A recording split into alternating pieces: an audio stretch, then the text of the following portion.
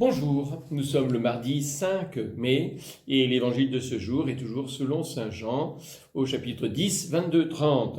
Alors cet évangile d'aujourd'hui nous invite à nous remémorer ce que nous avons médité il y a quelque temps. C'était l'aveugle né. Rappelez-vous ce jeune qui va être renié par ses parents, ce jeune qui va être aussi, d'une certaine manière, mis en accusation parce qu'il prend et fait témoignage, fait des causes pour ce Jésus qu'il a guéri.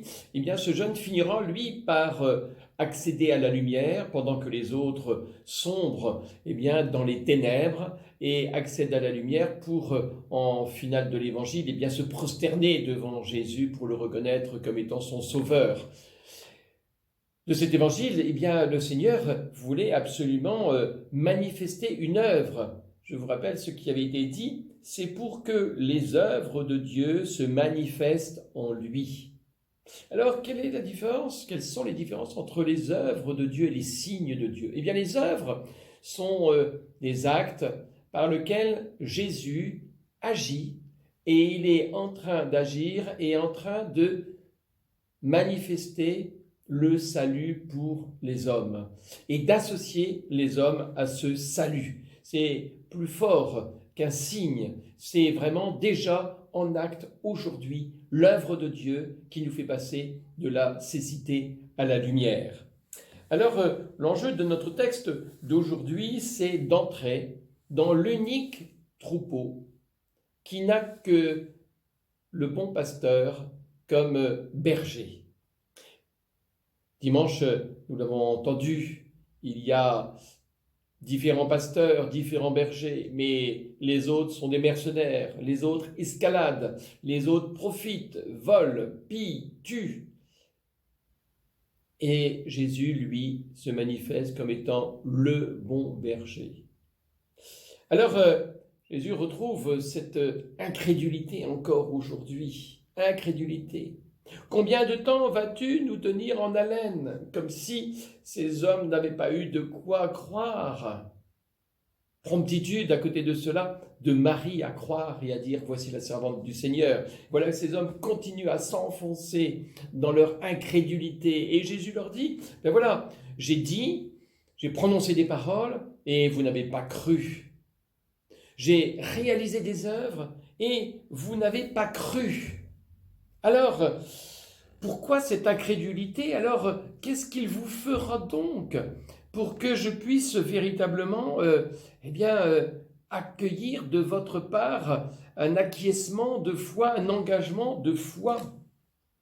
Et voilà que Jésus oppose ces hommes aux brebis. Alors, qui sont les brebis? Les brebis, ce sont celles qui écoutent la parole de Dieu. Les brebis, du coup, sont connues du berger. Du coup, les brebis le suivent et elles reçoivent du berger la vie éternelle. Cet évangile est très fort sur le thème de croire et avoir la vie, ne pas croire et rester dans la mort. Il y a chez Saint Jean cette force dans l'écriture qui nous invite aujourd'hui à nous poser la question.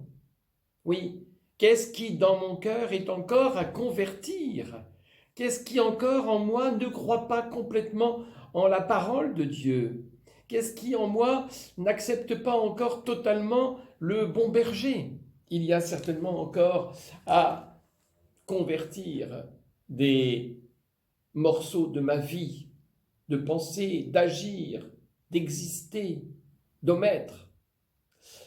Mais voilà, ce qui est peut-être nouveau dans ce texte, c'est vraiment la communion entre le Père et le Fils.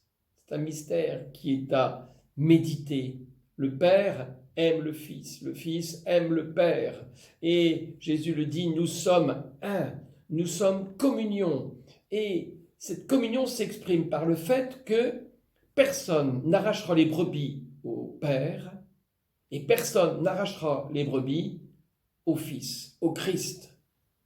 Voilà, le Père et le Fils sont un dans cette volonté de garder les brebis, c'est-à-dire celles qui entendent la voix du Seigneur, celles qui écoutent, celles qui suivent, afin de recevoir la vie éternelle en plénitude.